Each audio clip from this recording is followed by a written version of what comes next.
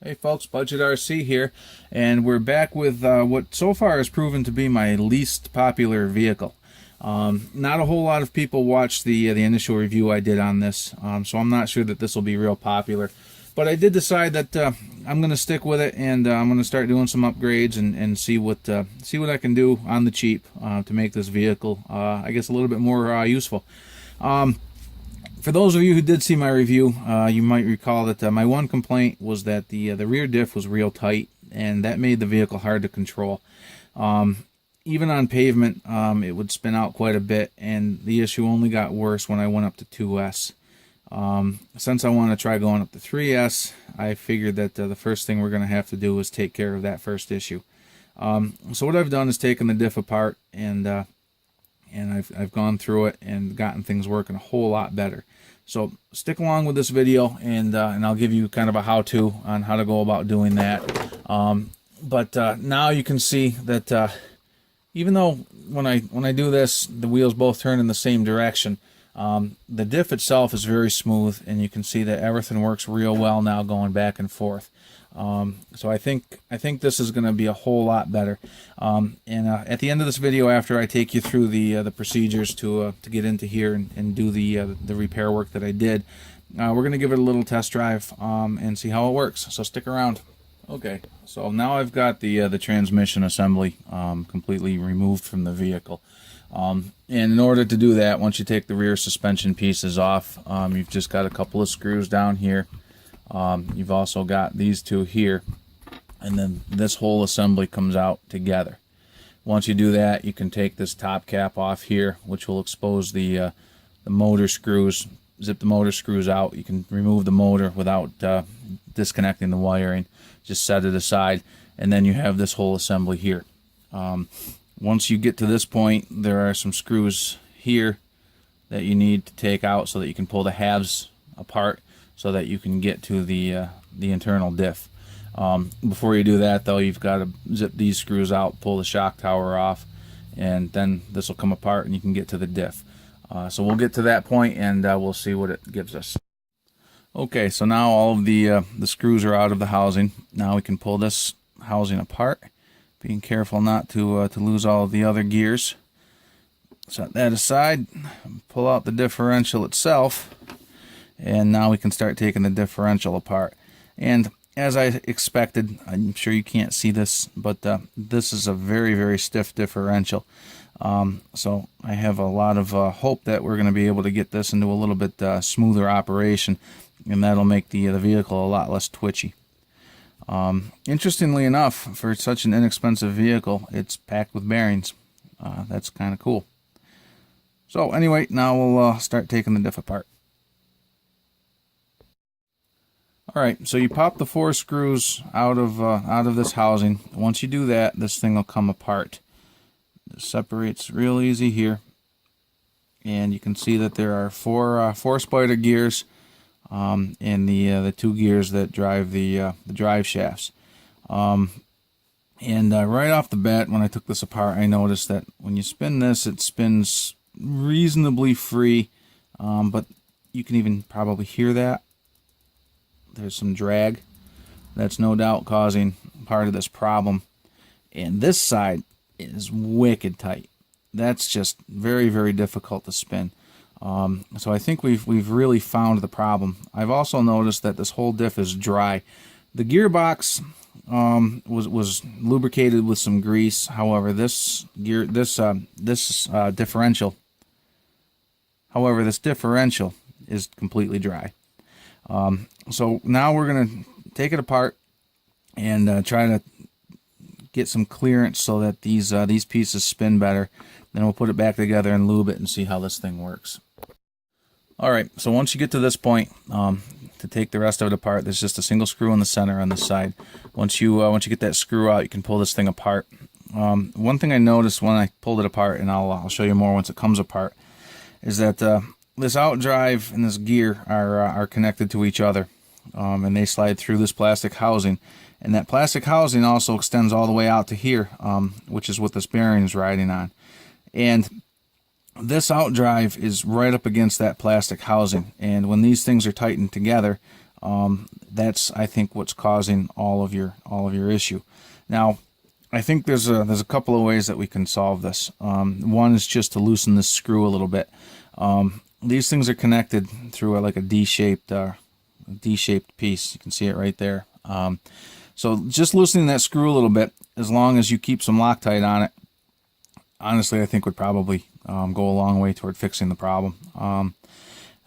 That said, you can also trim down some of this plastic a little bit to give this a little bit more room. And if we pop this out, you can see there's a little bit of wear marks right here from where those are contacting. And this is a little bit better view of what I was trying to say before, if we're going to focus. If you look right in here, you can see this is that plastic housing, and this drive cup sits right on it. And when this drive cup is tightened up to the gear, it just creates a binding.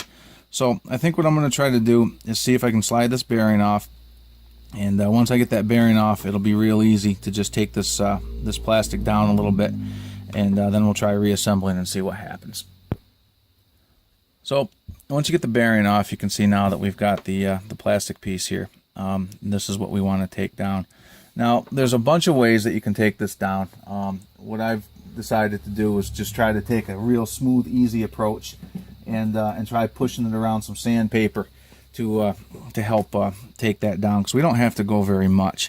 And what I want to do is take the Sharpie, mark it in a couple of spots, and I'm kind of doing it, right on the edge. And this is just so that as I'm sanding, I can kind of get an idea of whether I'm taking it off evenly or not. You want to try to hold this nice and flat, and then just work it back and forth, twist it a little bit, work it back and forth, twist it a little bit, and just do some of that. You don't want to use a lot of force. Let the sandpaper do the work. And now if we look at it, you can see that those marks I put on are gone. Slide the bearing back on just to kind of get an idea. That's still sticking out above the bearing, so I want to come down some more with it. Once we get it down where we want it, we'll go to some finer sandpaper to get rid of all those the burrs that are on it right now. I'm using about a 100 grit just to take this down really quickly, and then we'll move to like a 240 or a 400 grit. So I'm going to keep working on this, and I'll show you what we get in a few minutes. Okay, so we sanded it down a little bit more with the 100.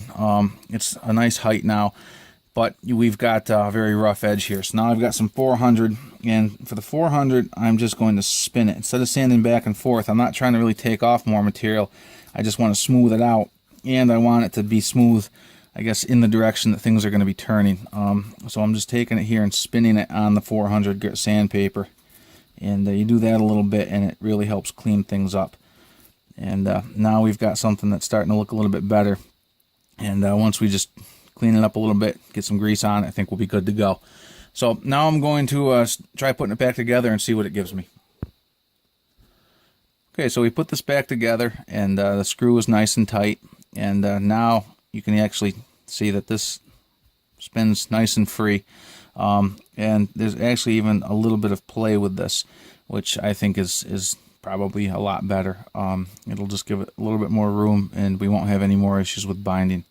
So now we'll go over to this piece here. This piece isn't too bad, but there are a couple of spots where it catches, so I want to try to do the same thing to it. So we'll go ahead and do that, and then we'll see how this thing works. Okay, I just wanted to touch base real quick here, just in case it's not obvious for folks. When you look at this real quick, you say, well, geez, I can't get to the screw on this side. What you do, once you take all these 4 screws out, get yourself a small pair of pliers, and the center section actually pulls out. There, loosen it up, pull it out, and then once you get this thing out, you can set it aside, and now this is going to work just like the other side. So I'm going to go ahead and do the same sanding procedure to this one, and then we'll get it put back together. Okay, so we got this all sanded down. I got the bearing reinstalled, and I put it back together, and I still didn't like how it was turning. So I took it back apart, and with just this gear in it, when I would put it in, it still felt pretty rough. So I just took a little bit of sandpaper and tried to sand this area here. And then I also took my X-Acto knife and deburred it a little bit from the sanding. And then when I put it back together, now that feels nice and smooth. So now we're going to lube it up and get it back together. Okay, so we've got it all back together. Each one of these drive cups now rotates slicker than a politician. With it all put back together, it's still a little bit notchy. It's not super smooth, but when you're dealing with cheap gears, and especially cheap spider gears that are made out of plastic, you're just not going to have the precision to get something that's super slick. But this is definitely way better than it used to be. Everything rotates pretty good now, and I think this is going to have a real good improvement in drivability. So for those of you that have this type of vehicle and want to get it to work a little bit better, I definitely recommend giving this a try, and I think you'll be happy with the results. So now we'll get it back together and we'll see how it drives. Hey guys, we're going to do a real quick run on 2S and see if the vehicle handles any better with a smoother diff.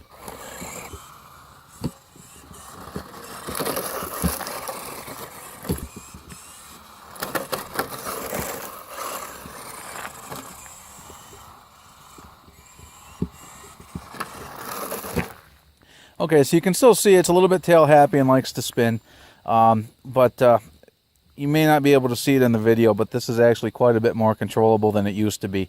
So even though it's still a vehicle that requires kind of a gentle throttle finger, overall drivability is much improved. Okay guys, so we're outside here. We've got the diff working better, and what I wanted to do was try it with some different tires. I've got some 10th scale rally car tires on the way, but in the meantime I wanted to throw my old bald buggy tires on just to see how it works with bigger tires. These things are bald, as you can probably see, so it's not too good on the dirt, but out on the pavement this thing seems like it's responding pretty well to it. Today we've got my cameraman Henry helping, and he's going to be holding the camera while I drive around a little bit. Yeah.